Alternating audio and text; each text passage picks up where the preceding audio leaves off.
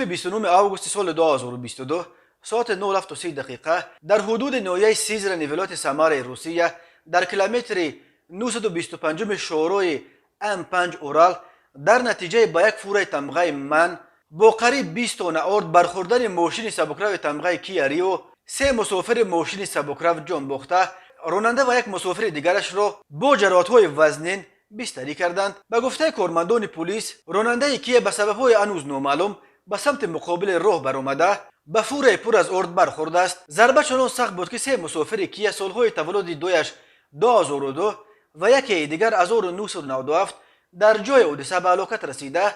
راننده ماشین سال تولدش 1985 و یک مسافر دیگر او سال تولدش 2000 به بیمارستان انتقال داده شدند و حالا در رانیماسیا در حالت وزنین قرار دارند.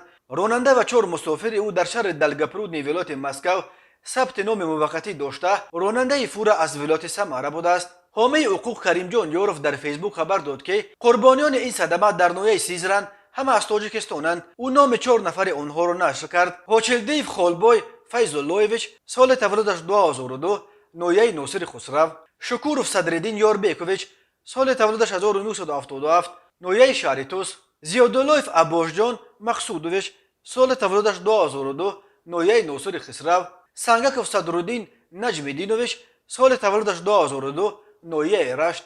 چنین به نظر می رسد که آنها برای از مرز قزاقستان گذشتن و سپس باز به روسیه برگشتن از ولایت مسکو به سمت سماره می رفتند. یادآور می شویم در چند ساعت اخیر این علاقه دومین صدمه پرقربانی مهاجران تاجیک در روسیه است. طور قبلا خبر دادیم شام 28 آگوست سال 2022 ساعت 20:11 دقیقه بر اثر به فور تمغه من برخوردن ماشین سبکرو تمغه شفرله در داخل بازار میوه و سبزیجات معروف با نام سفیسکای اوش بازا در شهر سنت پترزبورگ روسیه 3 جوان تاجیک به هلاکت رسیده، 2 دیگر را در حالت وزنین به بیمارستان بردند. هر سال بر اثر صدمه ها در روسیه ده ها مهاجر تاجیک جان می دهند. در عموم هر سال از روسیه به تاجیکستان تا 1000 مرده مهاجران تاجیک را می آورند.